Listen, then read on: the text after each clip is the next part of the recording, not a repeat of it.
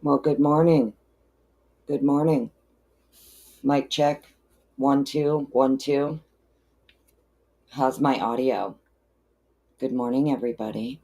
I'll wait a few minutes. Let some notifications click in. Oh, it's actually afternoon. Good afternoon, everybody. Joey, good morning. Always good to see you. Swamp Bros, hello. Hopefully, Swamp is still here. Hope everybody's still here. Joey, hello. Danger. Good morning, as always. Who else do we have in here? Jazz King, always good to see you. Welcome on in. Welcome in, everyone. Where's Eddie? Hi, Eddie. Hope you're still here, Eddie. Good morning. I'm in a much better mood today, friends. Good morning, Mary. How are you? Swamp, yay, you're still here. Yay. Okay, good. Yeah, I'm in a much better mood today. We have to do a redo of the entire live yesterday because your girl here is not a real YouTuber. I don't make videos and I don't edit videos. So when YouTube notified me that I had a copyright strike because of the music I played, it gave me the option to clip out the copyrighted portion, which I thought I was doing, and I didn't. Apparently, what I clipped out was I kept only the copyrighted portion and then deleted the rest. Oopsie. So we're going to have to redo yesterday, unfortunately. It is what it is. But I have all the documents. I have everything still highlighted. And everything we went over yesterday and then some, I have for today. So I hope everybody's having a great day. Amethyst, good morning. Welcome on in. Kane V, hello. Always good to see you. Thank you for being here. The Done One, hello. Thanks for being here. Stacy Martell, hello. Why be so nosy? I love being nosy, don't you? I don't even deny it either. I'm wicked nosy. Yep. Oh well. Beachy D, hello. How are you? All right, so anyways, yeah. Mercy Cat, hello, darling. Good morning, good afternoon. I accidentally deleted my whole freaking live yesterday. So we're going to recap. We're going to go over everything we went over yesterday. And then there's a couple of extras in there. All the links are in the description of this video. For everything that we're going to cover, all of the links to the documents are right there.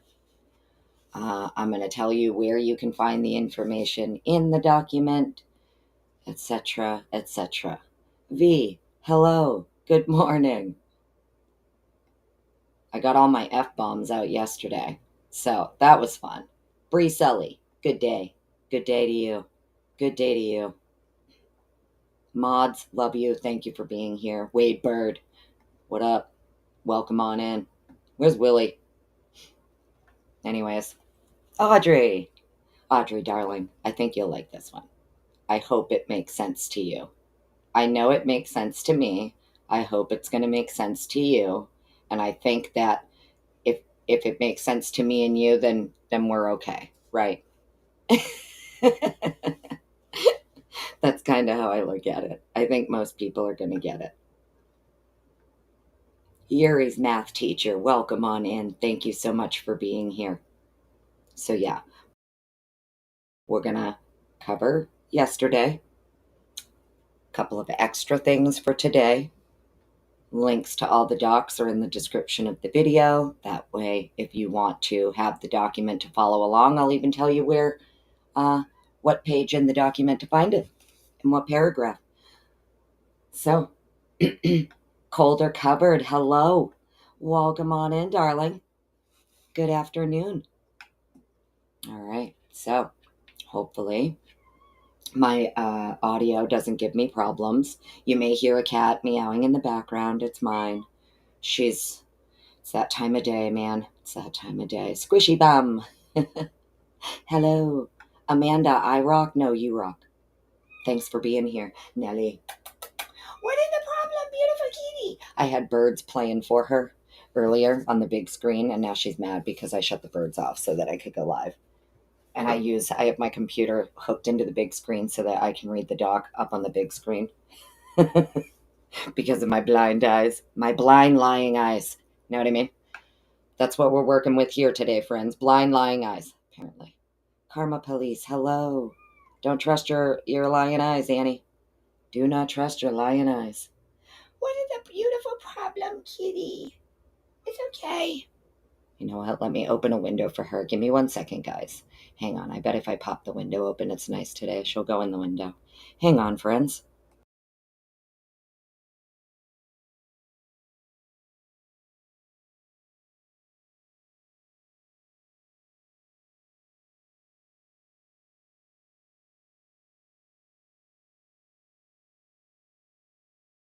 All right. Hopefully, having the window open helps a little. Although, as long as everybody out here ain't making too much noise outside, it's a really nice day where I am. So, got the car clean, cleaned up them tires, cleaned up them shoes. She's so shiny and pretty. Vacuumed her all out. Doc, hello, how are you? Sound is good? Okay, cool. Awesome. Welcome on in, everybody. We'll get right to it. I'm not going to waste everybody's time. Momos, hello, how are you? If I miss you in chat, if you pop in and you say hi and I miss you, well, sorry. I'm probably going to be in another window reading, and, it is what it is. Mods, I tried to help you out. I put the timer for comments at 40 seconds. People did not like it at 60. They didn't like it at 45. I've dropped it to 40. That's all y'all get is 40. Okay? Love you, but you're only getting 40. Kylan, hello. Good morning. Anna D, hello. Welcome on in. William Tardy, did I miss you? I didn't mean to. Welcome on in. All right. So, where do we want to start today? Well, let's see. What did I title the live again? Where the hell is the title of this live again?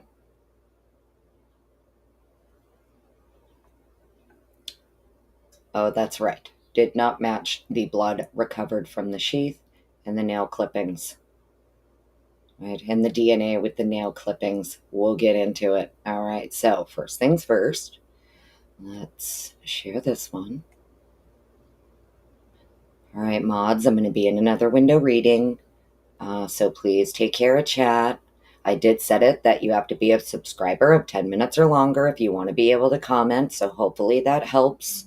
Tarok, welcome on in. I'm getting into another window, so I'm not going to see your comments, friends. All right. Let's make sure everybody can see this. Yes, you can see it. Perfect. Here we go. So this is the motion in limine, number 6, regarding Riley Nolan and reference to touch and contact DNA. We're not going to read through the whole thing. We're just going to get to the relevant parts that matter. Relevant facts. Audio check before I even start reading this. Eddie, whoever, if you're here, how's my audio, friends? Do I sound okay, or am I like clipping in and out? I tried to make it volume isn't too loud. I'm about halfway in the middle. I notice if it's too loud, I'll clip in and out. Hopefully, I'm good. I just don't want to start reading it and then come back over to my comments in 10 minutes and see that my audio's been junk the whole time. Off to work, Tarok. Have a great, great day. Yvette Clifton, hello. Eddie, darling, you're here. How's my audio? Sound okay for you so far?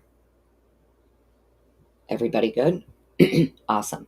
Audio check good. Perfect. Let's start reading. Thank you, friends. Relevant facts. A knife sheath that was recovered, tucked under the covers next to Ms. Mogan at 1122 King Road, Moscow, Idaho, on November 13th, 2022. And we have footnote 2 here, which is interesting. So let's get to footnote 2. Footnote 2 says, the exact location of the sheath is unclear in both photographs of the room and in the written description of its location. The body cam footage of one of the first officers on scene shows the sheath tucked under the covers next to Ms. Mogan. Keep that in mind. The sheath was tested using standard DNA STR methods by the ISP Lab. Item Q11, footnote 3, swab from the sheath, resulted in a single source male profile. Item Q11, footnote 3. While item Q11 was tested for DNA, it was never subjected to standard biological testing for the presence of blood or saliva. In one exchange of emails, Riley Nolan described the swabbing as being of the leather strap and internal metal area of the snap. The snap itself may not have been swabbed at all for DNA. The defense has no ability to retest based on the fingerprint processing of the sheath. Okay, so item Q11, a swab from the sheath resulted in a single source male profile. Well, in actuality here, sounds like the snap itself may not have been swabbed at all for DNA. Oopsie. Let's continue. This profile was uploaded to the CODIS DNA database. That's footnote 4. Well, let's read footnote 4. The other two male profiles identified in the ISP lab reports as unknown B and unknown D were never run through CODIS or subjected to IgG testing. The defense has never received an explanation as to why these two male profiles were not further investigated. That was footnote 4. Again, this profile was uploaded to the CODIS DNA database. Well, that's interesting. This profile was uploaded to the CODIS DNA database, but yet here we just read the snap itself may not have been swabbed at all. Isn't that interesting? And resulted. So it was uploaded to the CODIS database. It resulted in no hits to known offenders. Let's get down here. We have everything highlighted. Footnote 5. Footnote 5 is referencing somewhere up here. Hang on. It's in here somewhere. That was footnote 4. Footnote 5 is somewhere in here. Anyways, footnote 5, I highlighted it. It says here, the government has not indicated what her opinion, meaning Riley Nolan, on any of these matters is, leaving the defense at a substantial disadvantage as to properly challenge the testimony other than in a general way. If the court is inclined to deny this motion, Mr. Kohberger would ask for the court hold an evidentiary hearing to explore Ms. Nowlin's potential testimony in this regard. So if for some reason the court denies the motion in limine, Mr. Kohberger and his defense team are asking the court to hold an evidentiary hearing to explore Ms. Nowlin's potential testimony. Okay. The terms touch and contact DNA came into use as the forensic community shifted from the testing of obvious identifiable stains such as blood or semen to samples that cannot be identified via a biological test based on the increasing sensitivity of DNA tests. The forensic community began to conduct research into the question of how DNA in the form of biological material moves in the environment. And this research led to the conclusion, this isn't my conclusion, this is the conclusion of the DNA experts. Research led to the conclusion that it is impossible to determine how a particular deposit of DNA came to be on an object. An article which reviewed the state of the research at the time in 2013. So this is even in 2013, what they could do then. Full DNA profiles can be recovered from items that have not been touched, but have been in the vicinity of someone speaking or coughing. It is not possible to establish from the amount of DNA recovered from a surface whether the DNA was deposited there by a single touch or by regular use. Impossible. So her testimony, oh, well, the reason we swabbed in these particular areas where we believe someone would have touched and blah, blah, blah. Well, the forensic DNA community is saying it is not possible to establish from the amount of DNA recovered from a surface whether the DNA was deposited there by a single touch or by regular use. And this was back in 2013. It is not possible to use the amount of DNA recovered from an item of interest to inform whether the DNA was deposited by direct contact or indirect transfer. It is impossible to know from the quality of a DNA profile obtained whether the DNA was deposited by direct or indirect contact or indirect transfer. Let's get down here. Here are some similar conclusions in the forensic community, and it's all cited here in this motion in limine. All of their citations are there. Quote, these are, let's see, different group of scientists 6 years later, which reached similar conclusions. So in 2019, a different group of scientists 6 years later, after 2013, reached a similar conclusion. Appropriately trained forensic practitioners, i.e. Riley Nolan, are best placed to provide opinion and guidance on the interpretation of profiles at the activity level. However, those requested to provide expert opinion on DNA-related activity level issues are often insufficiently trained to do so.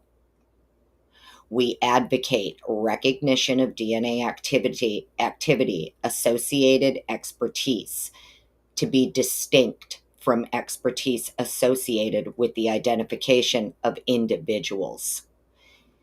This is to be supported by dedicated training, competency testing, authorization, and regular fit-for-purpose proficiency testing. The term activity level refers to the question of the when and the how of what happened, i.e., how did the DNA come to be on an object and how long had it been there? Examples of indirect transfer, there's no one who can tell you that, is the point of this.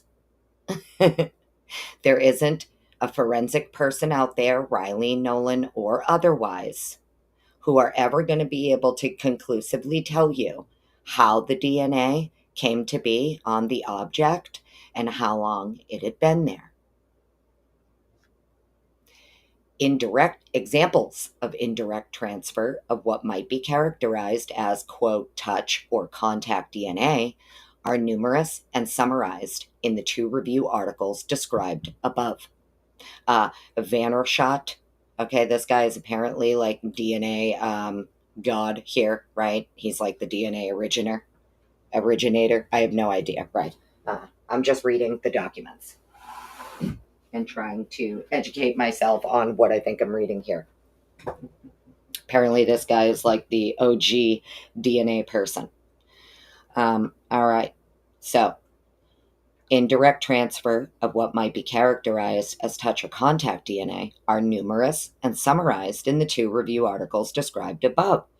Vandershot et al. Discussed the use of the term, quote, touch DNA as one that can be misleading, as it implies a specific mode of action and to some degree also a type of biological source. Using a less descriptive term, such as trace DNA is more appropriate. It's a more appropriate term to be used in casework when the source and mode of deposition are unknown. Meaning when you're doing your casework and you know that you cannot definitively say how this DNA came to be on the object, you have no idea how long it's been there, right? You're going to call it trace DNA number 1. That's more appropriate. And you can't ever really give a definitive on source and mode of deposition, right? Other than, of course, if you have someone's actual blood, someone's actual biological fluids, right? All right. Let's see. Footnote 7. The authors cite 298 published articles in the area of DNA transfer. So there's 298, the authors, okay? It's not like they're just pulling this out of their ass. This is pretty much in the forensic DNA community. It's well known. It's standard practice. It's good standard practice. All right, there's a little diagram there. We went over this in a live prior to this, but cover it again. 2024, NIST, the National Institute of Standards, published a document entitled Forensic DNA Interpretation and Human Factors, Improving Practice Through a Systems Approach. The Expert Working Group, EWG, on Human Factors in Forensic DNA Interpretation began work in 2020 with the goal of, quote, recommending strategies for improving the production, evaluation, and communications of DNA results. The EWG consisted of experts in the field of forensic DNA. Most notably for this court, meaning Hippler. Oh, I'm sorry. No, lied. Maybe they're just pointing him to it. I don't know. It seems like they're saying for this court, meaning go look at this Hippler. I don't know. Most notably for this court, the EWG addressed the question of transfer and the ability of experts to proffer opinions.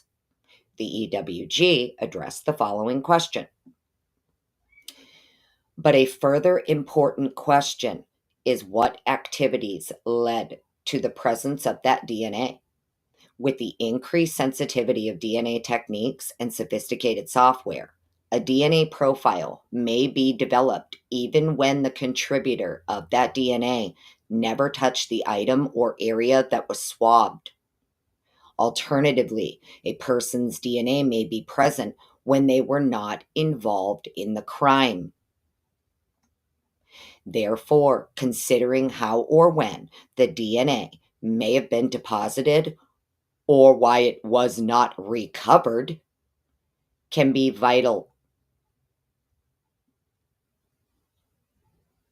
Except in ground truth known experiments where an individual is observed to have been in contact with a surface or location, it is not possible to know whether the transfer was direct or indirect. Riley Nolan cannot testify to that. And all of these people in the forensic DNA community all agree you shouldn't be even testifying to that as a lab expert if you're called to. It is not possible to know whether the transfer was direct or indirect. The EWG concluded that, quote, expert rarely, if ever, has all the information needed to perform a robust, balanced, and transparent evaluation of biological results regarding transfer or specific activities on the witness stand. The EWG proposed responses to questions of how and when DNA arrived, and these right here are the proposed questions, and these are the ways that you should be answering. These should be your responses as the expert. Okay, first question. So if you're asked this, right, in your opinion, is direct transfer more likely than indirect? These should be some of your generic responses here. DNA analysis does not allow a scientist to directly answer how the DNA was deposited, direct or indirect. The DNA results presented in my report regard the comparison of DNA profiles and can only help answer questions about whose DNA may be present or not. Alternatively, you could answer my testimony about the value of the DNA comparison is only meaningful to help the jury determine who the source of the DNA was. That testimony does not provide any information that addresses the issues of the how or the when. And then it goes on into these other questions with proposed answers for your lab people should they ever be called to testify. The document, if you want it, print it, frame it, laminate it. There you go. So they're asking for the court to exclude the opinion of Riley Nolan based on the reasons why we just covered.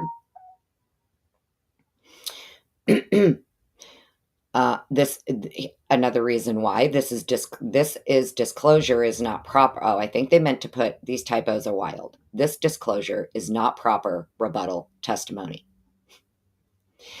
Nowlin's disclosure contains an opinion that is not rebuttal, but appears to be the state's theory of the case, that the DNA from Mr. Kohberger arrived on the knife sheath via direct contact.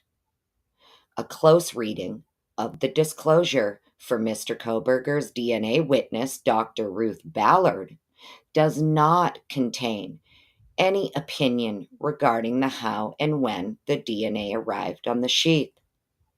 Meaning, Nowlin shouldn't even be saying things like that because Dr. Ruth Ballard over here is also giving an opinion.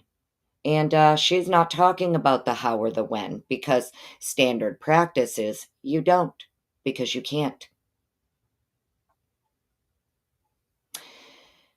Footnote 9.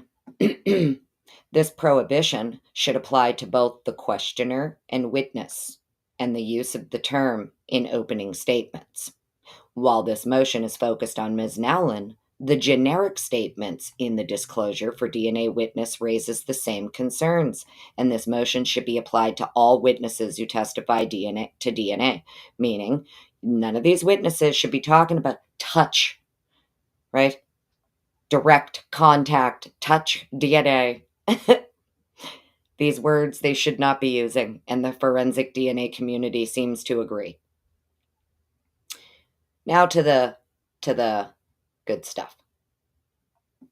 In this case, the only DNA evidence that implicates Mr. Kohberger is the DNA found on the sheath found in the residence. From the lab reports and notes, as well as recent testimony by Riley Nolan, it appears that the sample Q11 was a swabbing of the leather strap on the sheath, as well as the interior of the snap, not the outer snap surface.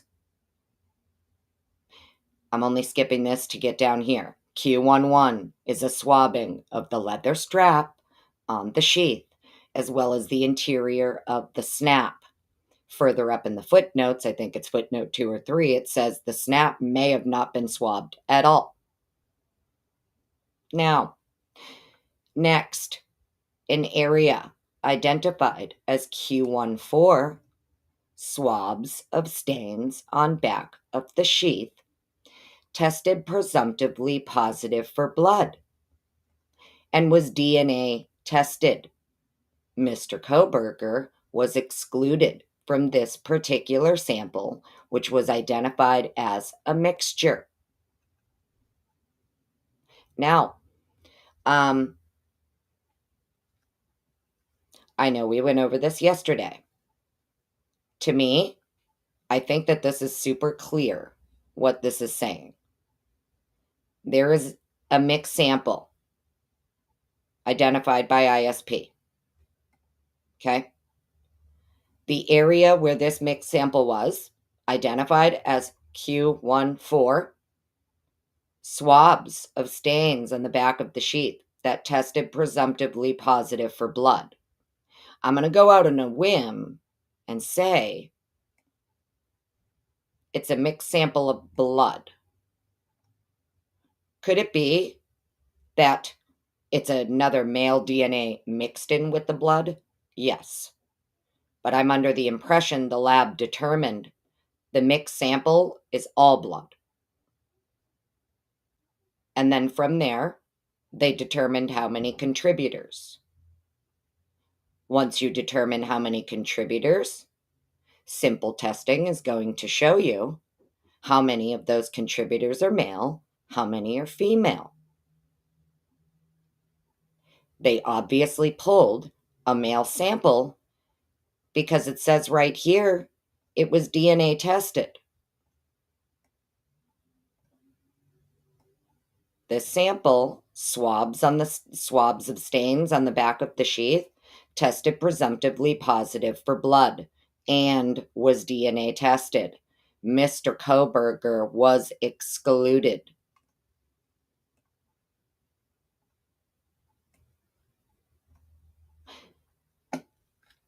So, let me come back to comments. Does that, so far, everybody understanding so far?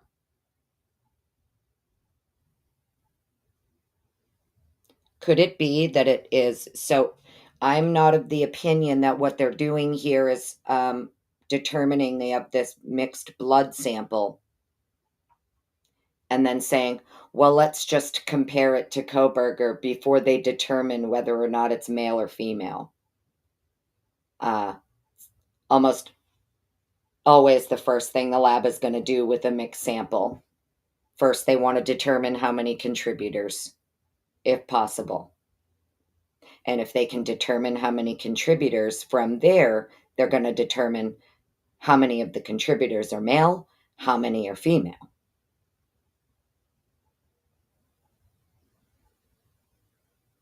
So if they were able to compare it to Mr. Kohberger, logic would dictate a male sample was pulled from this mixed sample of presumptive blood off the back of the sheath. Yeah? Does that make sense? I mean, to me, it makes perfect sense of what's being said here. Because how are you comparing anything to him unless you were able to pull a male profile? It's going to be really easy for them to determine the mixed sample, how many contributors and how many are male and how many are female.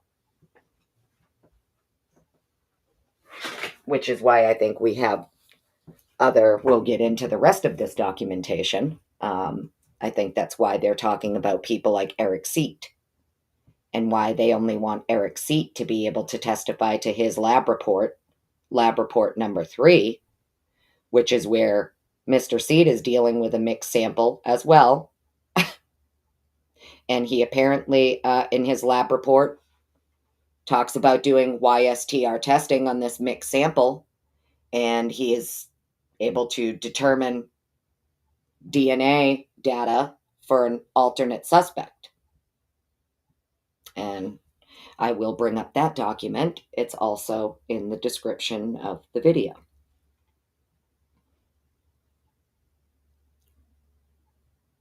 So, I don't know who, I mean, Dean, I would assume that if they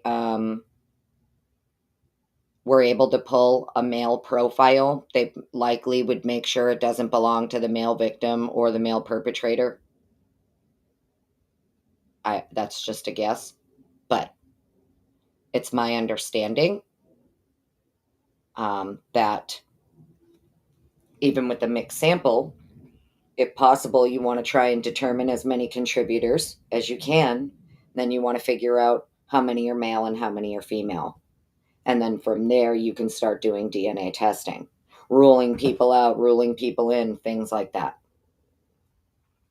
Now, if this is just the victim's blood recovered from the back of the sheath, well, then they would know pretty quickly that they're dealing with only female, and they wouldn't be it to Brian Kohberger.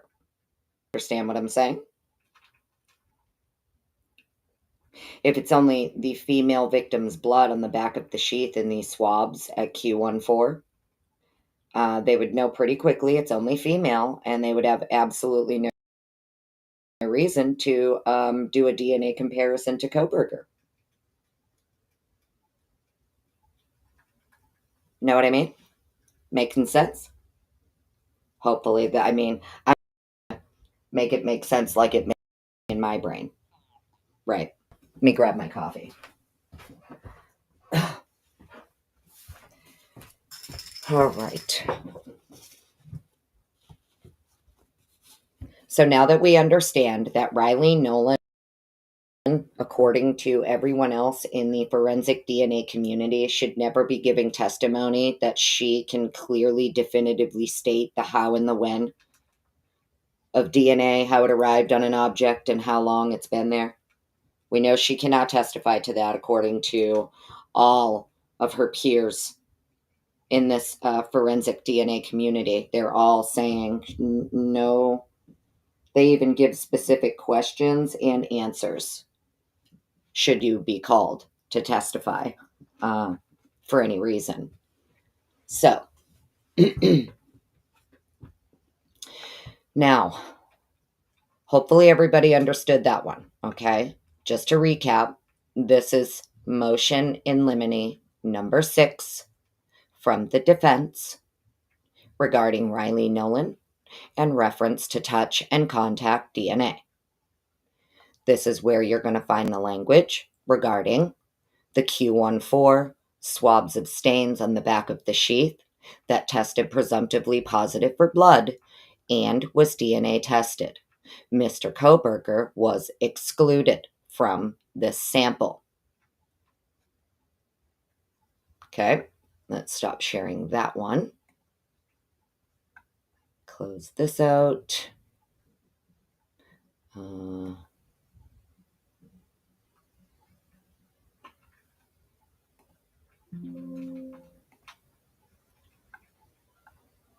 Okay. And then next one we're going to get into is this one. Actually, go to that one first. All right. Next up. I hope everybody's having a great day. Thank you so much for being here. 140 people watching. Give it a thumbs up. Give it a thumbs down. Follow your heart. Oh, you're welcome, Dynamite. Thank you, darling. Appreciate you. Big shout out to all of you. I think we're at I don't even know, close to 1,600, something like that, which is amazing. Appreciate that. Hope everybody's having a good time here. Try to have fun. Also try to learn together, right? All right, next one. So the next one we're going to get into is the document regarding the fingernail clippings. Is that the inconclusive one or the statistical analysis? I think it's the inconclusive one. I see.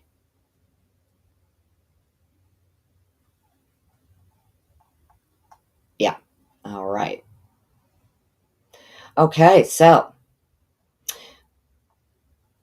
again, links, all the documents are linked in the description if you want to follow along. This is going to be defense motion in limine number 5 regarding inconclusive data. Let's get down here. Statement of facts. Hopefully everybody can see this good. Audio still good? Before I start reading this, let me do a quick audio check and take a sip of my coffee. How am I sounding?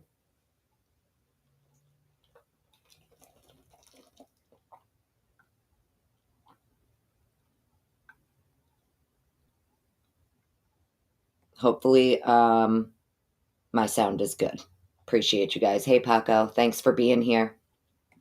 All right. Okay, cool. Everybody can see this. Let's get this out of the way. And let's start reading. Mods, I'm going to be in another window reading. I appreciate all of you being here. Statement of facts. In grand jury testimony, Jade Miller testified as to the results of testing done on the item Q13-1, a swab of the left fingernail clippings from Madison Mogen.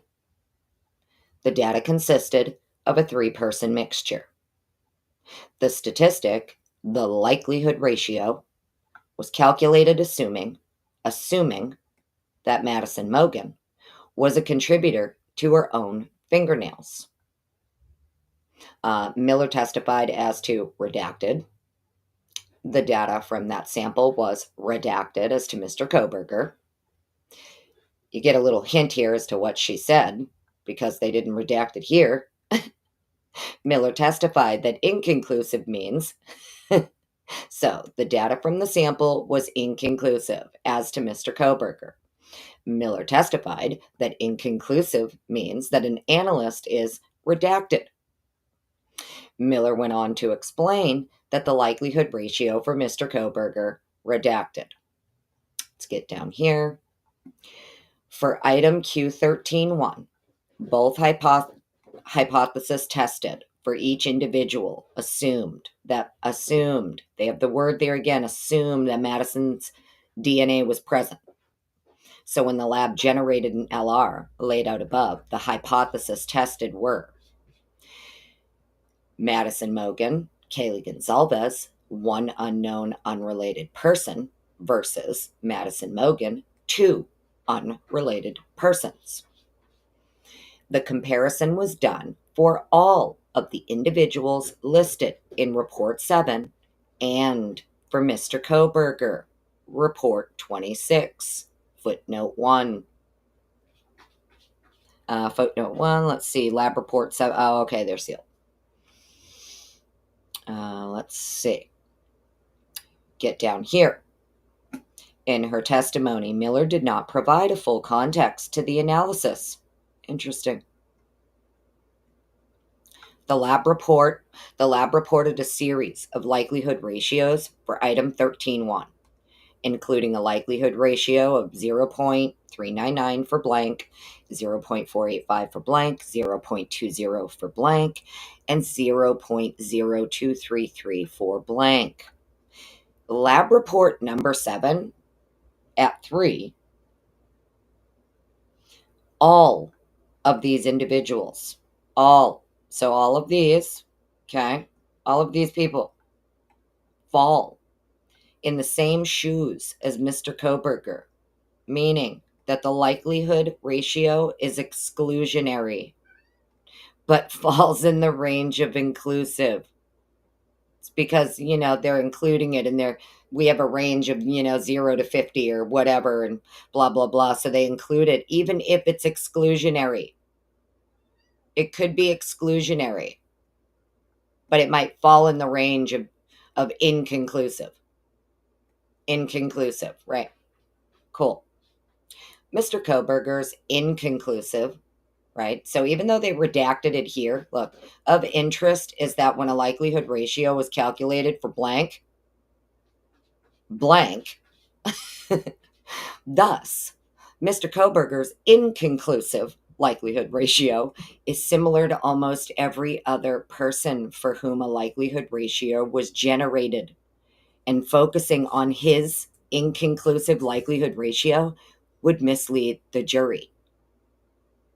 All these other people were inconclusive too, and you're focusing on his.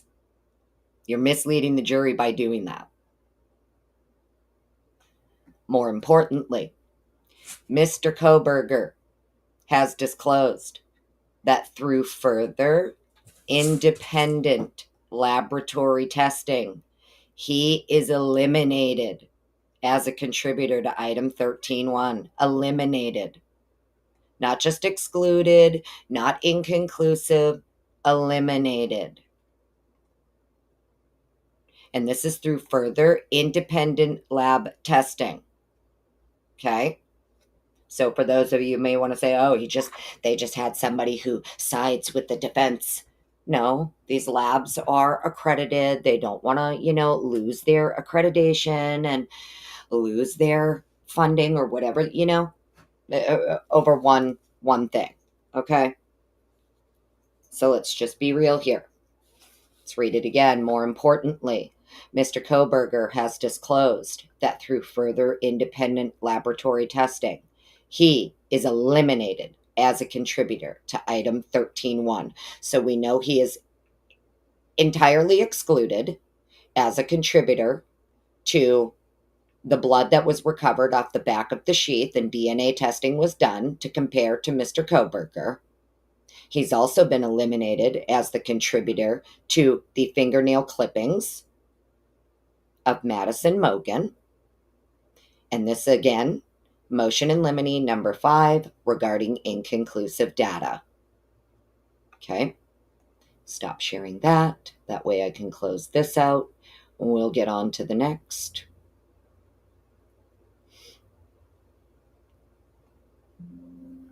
Yes, replace it. That way I can close it out. Thank you. Okay, close that one out.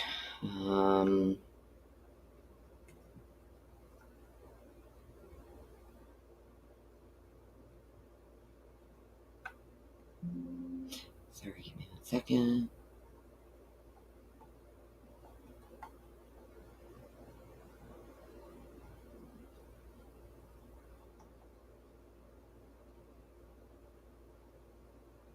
Okay, next one. Sorry, guys. I'm in another window. So sorry, so sorry. Let me bring this up. It's going to be this one. Share that. Ro, hello. For fuck's sake, Fitziana, I just saw you out of the corner of my eye while I was over here screen sharing. Ro, you're here. Hello. Who else is here that I missed? Beep, beep, bitches. Good morning. Good afternoon. Whatever time it is where you are. Suzanne B., hello. Welcome in, everybody. Welcome in. Swampside Chick, hi. I just saw you going by. Jessie, hello, darling. Meg P., thanks, honey, for being here. Appreciate you. Deborah Lynn Polly, hello. D. Smalls, hello. If I missed you, I'm sorry. Silent G, hello.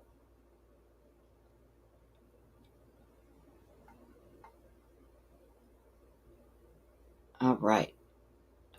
Cool. Everybody good? Everybody tracking? I hope the information is easy to follow along. Tried to just highlight what's important and keep it moving. Yeah. Mikey S., what up? What up, homie? Welcome on in.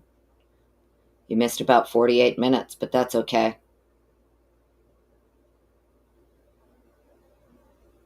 Welcome on in. You'll have to go hit it at replay.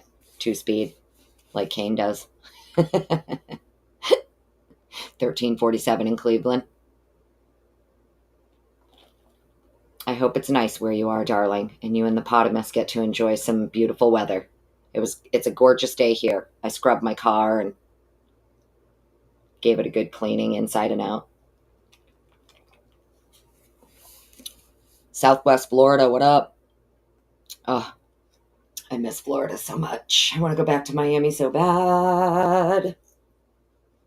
All right, let's get into this. Enough. Let's get into what we really came here for, and let's stay on track. All right. Silent G, what's good? Not much, honey. Had to redo this whole thing because I accidentally deleted my freaking live yesterday. I got a copyright strike for playing music. And when I went to edit it, I thought I was editing out the portion that was copyrighted. And that's not what I did. I kept what was copyrighted and deleted everything else. But I mean, I'm not a real YouTuber. I don't make videos, and I don't know how to edit them, so it is what it is. That's why we're back here today, going over everything from yesterday and then some. Let's get into this. All right, next. This is going to be another quick one. Motion in limine number 14 regarding statistical analysis. Statement of facts. In grand jury testimony, Jade Miller testified as to the results of testing done on item Q11, the sheath strap and inner snap. The statistic reported by the lab is a likelihood ratio. Here we go with the likelihood ratio again, huh? Miller testified that the likelihood ratio compares the probability of the evidence, meaning the DNA profile obtained, and comparing two different hypotheses. All redacted. Miller reported the statistic for this comparison, but the state posed the following question to Miller. Miller responded redacted. Well, we can kind of get an idea of what she said because it says here, from Miller's answer to this question, so the question's redacted, her response is redacted, but the defense says here, well, based on Miller's answer to this question, it is clear that the comparison to the world population is not an appropriate or scientific way to discuss the likelihood ratio. So whatever her answer is, her likelihood ratio has to do with the comparison of the world population rather than what you got for Q11. Know what I'm saying? Sounds like what she did here for Q11 was a likelihood ratio that compared to the world population and not a direct. Do you get what I'm saying? Her likelihood ratio, she should not be comparing this, whatever, because she's saying the statistic reported by the lab is a likelihood ratio. Miller testified the likelihood ratio compares the probability of the evidence, meaning the DNA profile obtained, and comparing two different hypotheses. So there's two different hypotheses here, and in one of them, they're saying that it's clear from her answer the comparison to the world population is not appropriate. So whatever her likelihood ratio here is for this answer she gave, it's not an appropriate answer. World population shouldn't even be included in this likelihood ratio. What it sounds like. Our Audrey is in my chat, right? I'm sure she's still here. If I'm wrong, she'll correct me. Please do. But it sounds like that's what they're getting at here. Her likelihood ratio included the world population comparison, and that is not appropriate to do. Okay. Easy peasy lemon squeezy. Let's stop sharing that one. Hopefully it's all going to make sense by the time we're done here, friends.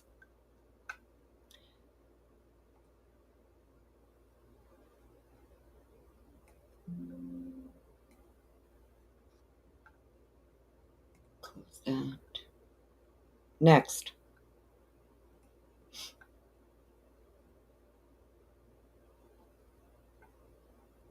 Thanks so much, everybody, for being here. Sorry I can't see my chat right now.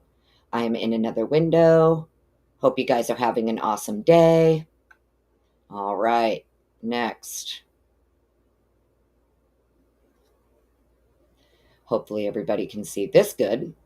This is going to be next document, motion in limine number 2, regarding vague and undisclosed expert testimony. Page 6, number 8 on the list. Eric Seat. The expert opinion of this DNA technician provides an explanation of possible testimony. So the state has asked this person to come and give expert testimony. In this case, the defense is saying it looks like this is what he his expert opinion is going to be on his explanation. Okay. Expert opinion of this DNA technician provides an explanation of possible testimony regarding a methodology for DNA testing, Y-STR. So it's not me saying Y-STR testing was done. It's literally the state telling the defense that Eric Seat here is going to provide testimony regarding a methodology for DNA testing known as Y-STR. That's what the state is disclosing to the defense. That Y-STR testing was done.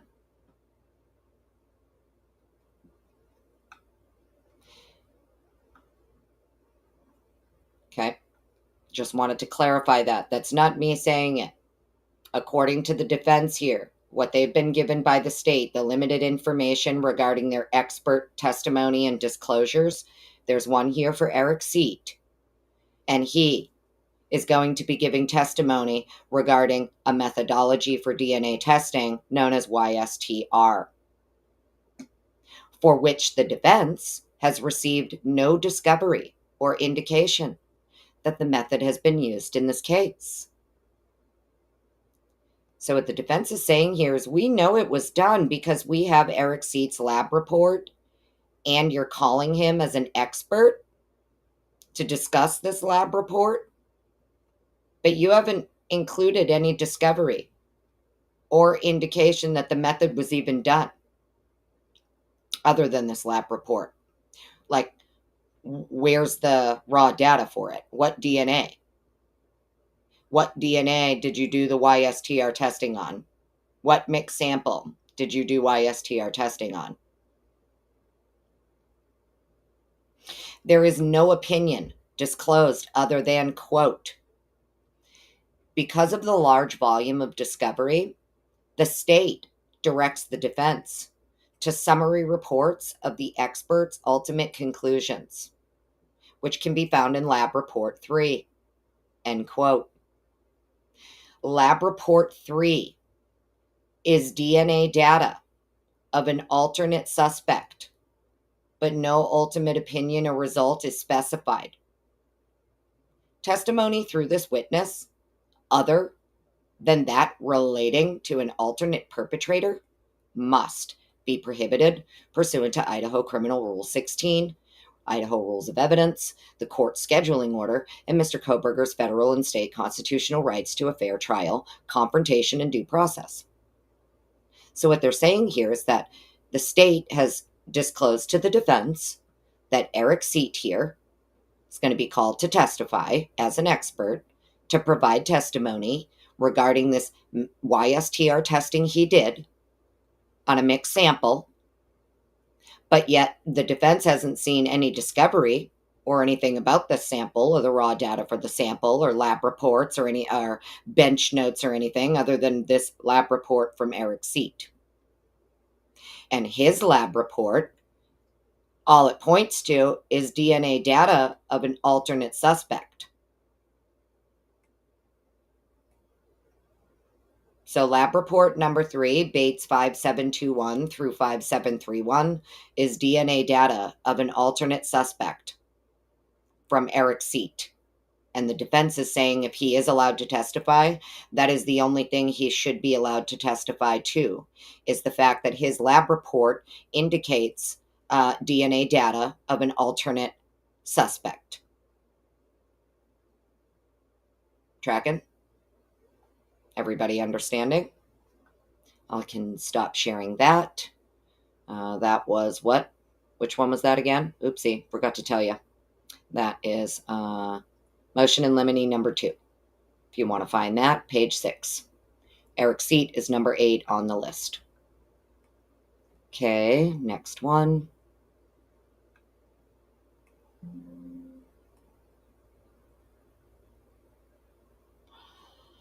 All right. Close that one out. Next. Now, just going to do a little recap here.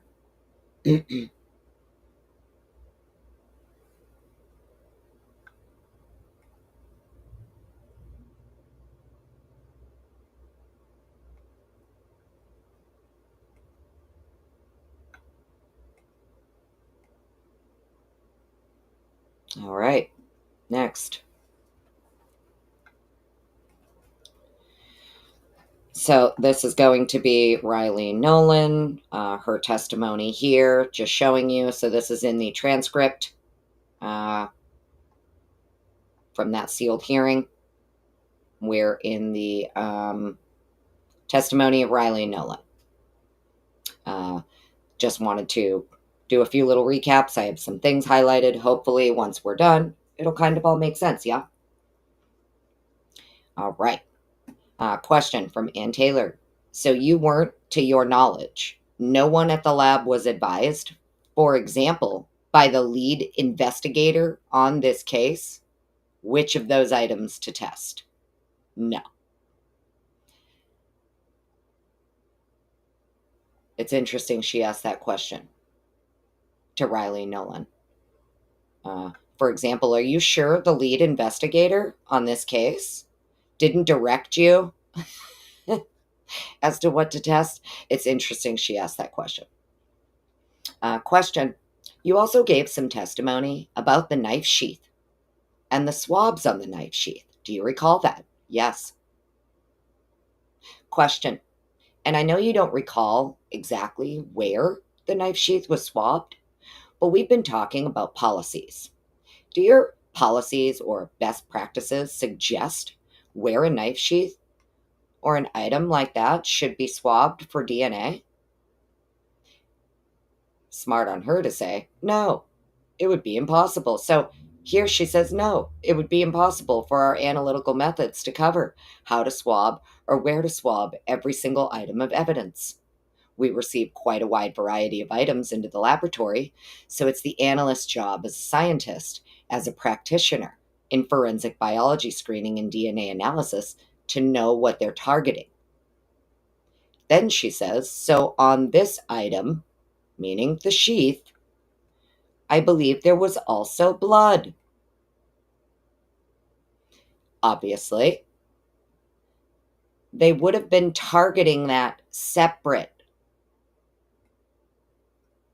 We know they did because it's Q14. Then they would also try to determine who may have handled it so that they would specifically hone in on an area that whoever handled it would have had to have touched and maybe touched repeatedly.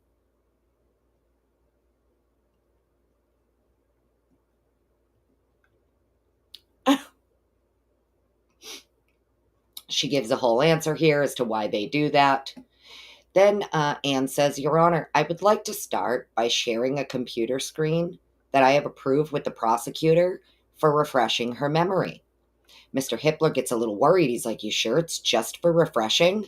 It's not an exhibit?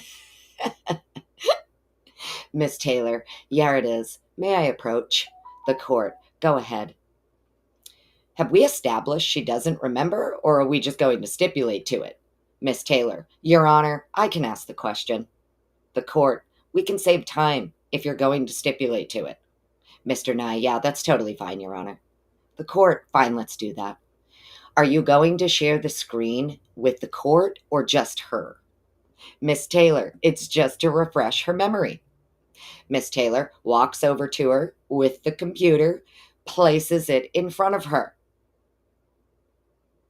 Question.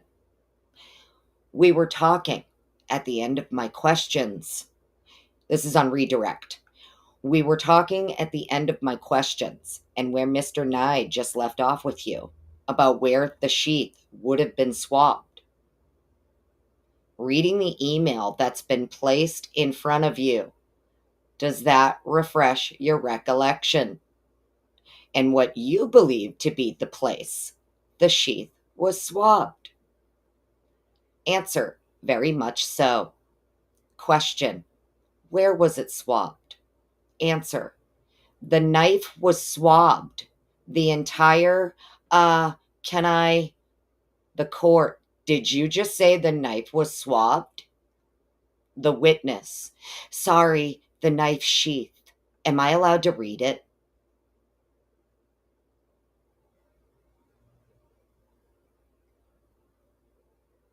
So, She is reading an email that's been out loud, that's been placed in front of her, okay, on a computer screen. And when she's asked the question, where was it swabbed? She starts to read the email out loud and says, the knife was swabbed.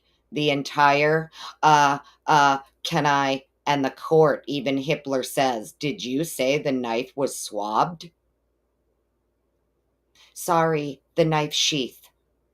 Am I allowed to read it? That's interesting, huh?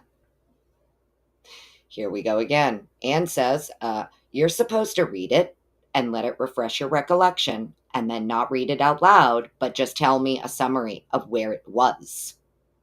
Answer, the entire leather portion of the strap, both top and bottom, then the underside of the button. And then she says, I misspoke. She did not swab the top of the button because that was determined to be the most likely place for fingerprints to be found. Now we know that in the first document that we read, what did they say in footnote 2? That the snap may not have been swabbed at all. Riley Nolan gives testimony that the inside of the snap was swabbed, the underside of the button, or the top of it was swabbed. And then it says here, she's reading it, nope, it was actually the underside of the button that was swabbed, and she has to correct herself and say, I misspoke. The top was not swabbed. Because they did fingerprint analysis, allegedly. And then in that original document that we first read at the beginning of the live, they said the defense has no ability to even retest the sheath because once they did the fingerprinting testing on it, it destroyed anything left that would have been on it. Now you can't retest it. Yeah? So hopefully that kind of helps. I don't know what else to say other than based on everything that when you go from the transcript to the motions in limine to what they're talking about here, Brian Kohberger has been excluded not only from the blood recovered from the sheath, DNA testing was done on the blood from the sheath. They had to have pulled a male profile in order to compare it to him. He was excluded. He's eliminated as being a contributor to the fingernail clipping DNA. He's eliminated as being a contributor of the hairs that were collected from the crime scene. Lab Report 3 is DNA data referencing an alternate suspect.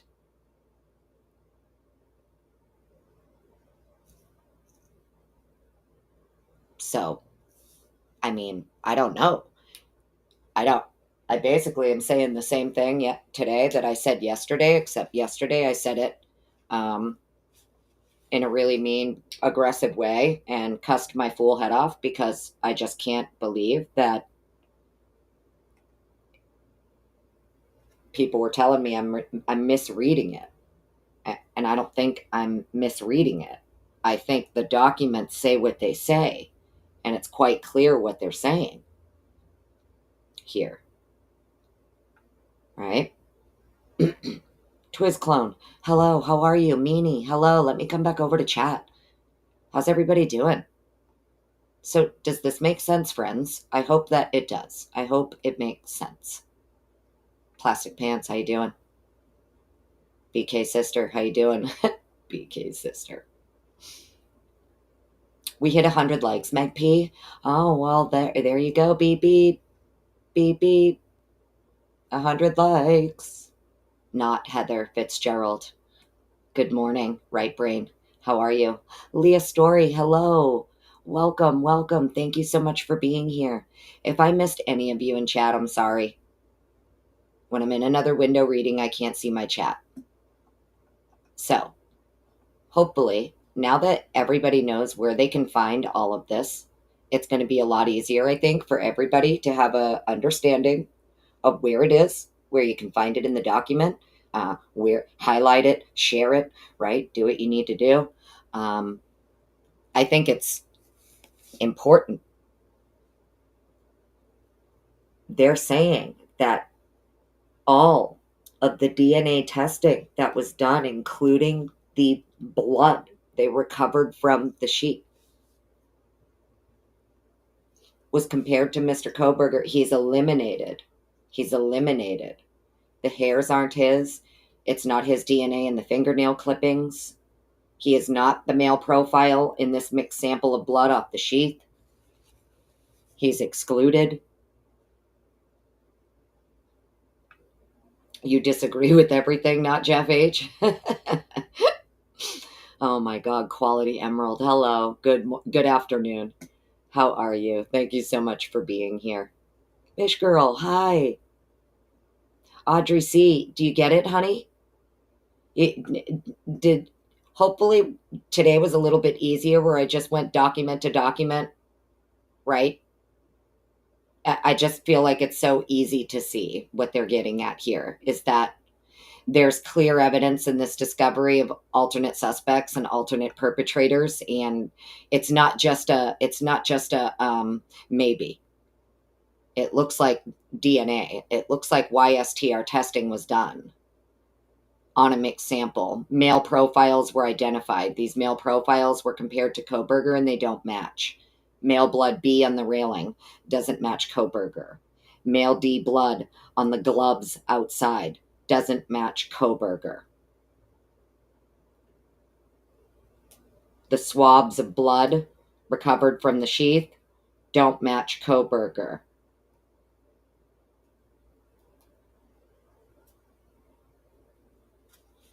So if it's not his hair and it's not his DNA in the fingernail clippings and it's not his DNA in the blood recovered from the sheath and it's not his DNA that's male blood B and it's not his DNA that's male blood D,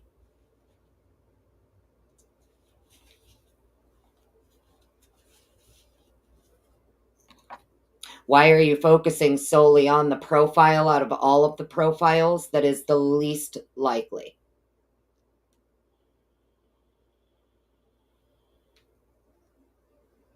And I think that's what they're getting at here.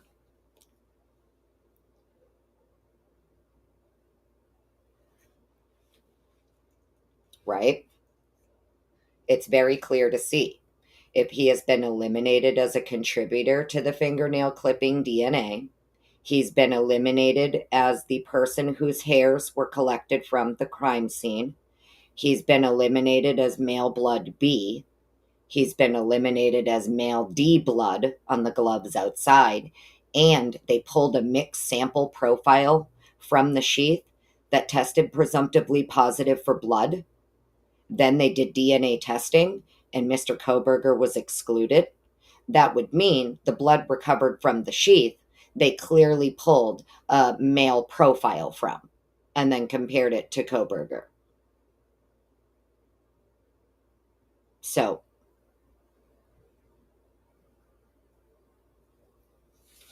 if he's being eliminated and excluded as a contributor to all of this other relevant DNA,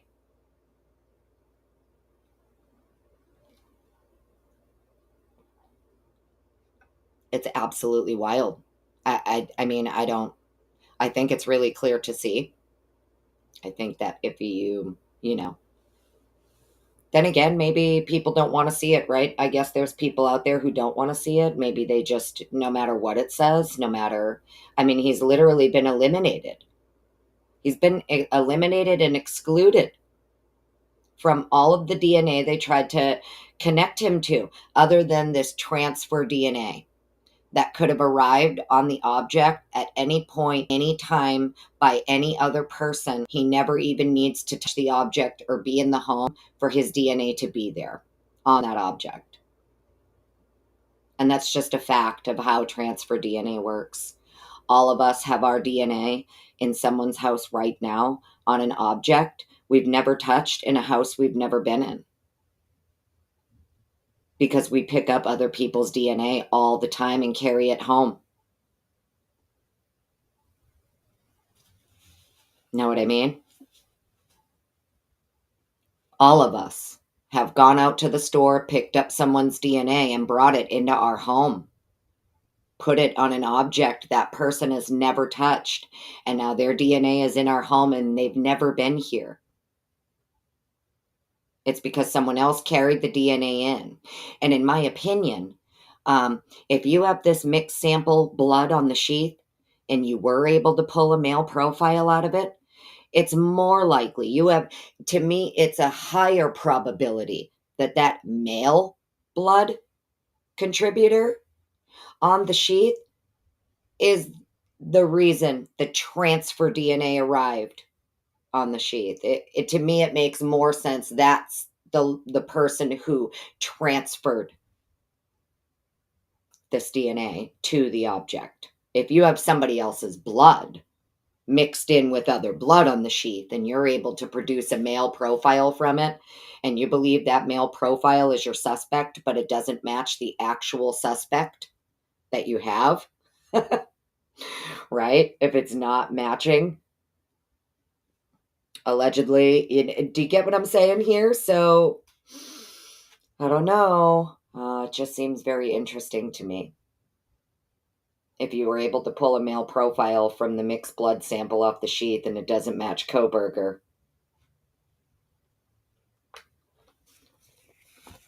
doesn't it seem like it would be more likely that whose ever blood that is, whatever guy's blood that is, he's likely the person who transferred Brian's DNA to the object? Because that's how transfer DNA works. Know what I mean? I feel like that would make more sense. That's how the transfer DNA arrived on the object, likely by the guy who's bleeding on the object. That's just my hypothetical, I don't know shit opinion, right? ADHD Stacy, how are you? Welcome on in. Bat sheet. Yeah, that is a good way to think about it, right? I mean, it's just a fact. That's literally how transfer DNA works. I can go pick up someone's DNA right now at the store and bring it into my house and I could come home and clean my gun, clean my firearm, and I'm putting somebody else's DNA that I just picked up at the store all over my firearm, and they've literally never been in my house and they've never touched my gun.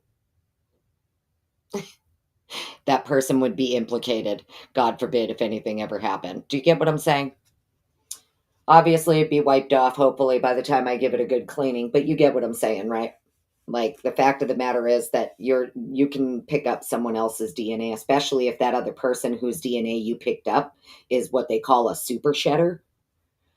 People who shed far more DNA than others, due to maybe a skin condition or something like that. Those are the kind of people where, holy shit, you can pick up tons of their DNA and bring it home, put it in your car. This is why, like, the military doesn't rely on touch DNA, transfer.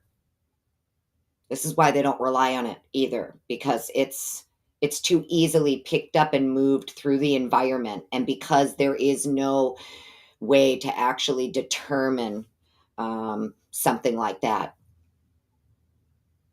Right? Now, you could determine it if you have actual blood or semen, which apparently they did have. Right? Then you could likely determine the how and the when of how that blood got there.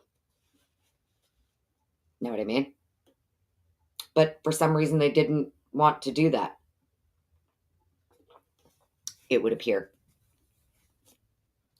Puppies for Peace, you just arrived. Well, welcome on in. So, yeah, um, you know, hopefully, I got to Silent G, right? Yeah, well, I'm just saying, right? You go to clean your knife, clean your firearm, but maybe you didn't wash your hands or something when you came home.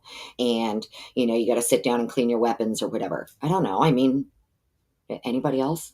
I can't be the only one. You got to clean your firearms, friends. If you don't clean your firearms, man, you could have a misfire and shit. It could be catastrophic. Don't fuck around. Better clean your weapons.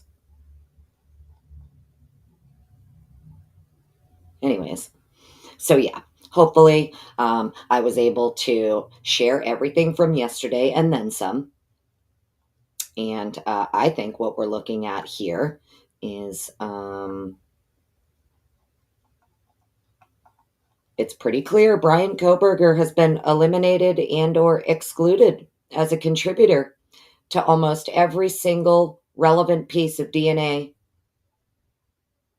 taken out of this crime scene. Male blood B, male blood D, fingernail clippings, blood from the swab off the sheath, all of it. Not a match to Kohberger. Hairs, also not Kohberger's. Very, very interesting. So yeah, if you missed it, you'll have to be on replay. I'm about to dip out of here. It's a gorgeous day out, and you know what that means. And my car's all clean, and she's all pretty and shiny. So that means Miss Potts is going to go take a little ride with the moonroof open and some beats thumping and get some errands done. So I hope you guys have a wonderful, wonderful, wonderful day. Mods, love you. Thank you so much for being here. I hope this information helped everybody to understand what I'm talking about, how, and it's okay if you disagree. That is also fine too. It's fine. But either way, yesterday's had to be, it wasn't deleted by YouTube or anything. I did get a copyright strike because I had played music. And when I attempted to edit out the music, I accidentally edited out the whole live and kept just the music. Because I'm dumb like that and I don't make videos or edit them. So, oops, learning curve. Anyways, so I just wanted to recap, and I appreciate everybody being here. And thanks for sticking around. And hope you guys have an awesome day. Mods, love you. Kane, I think maybe you're later. You're going to be live later, right, Kane? So maybe I'll see you. Right Brain, Heather, love you. Meg P, love you. Eddie, love you. Willie, is the rest of my mods. Love you guys. I hope you guys have an awesome day. Go enjoy the day. Bye.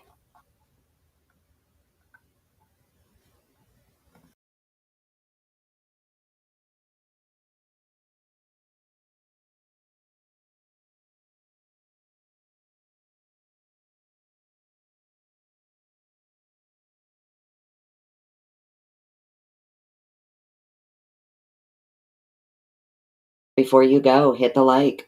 Make sure you put a bunch of hearts in the chat for all the mods. Don't forget to thank your mods. Show them some love on your way out. Lots of hearts in the chat for all your mods.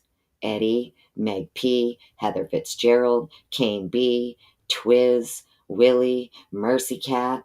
Who am I missing? Lana, Truth and Transparency. Who else? Hearts. Lots of hearts for all your mods. Bye, guys. Have a great day. Catch you on the flip.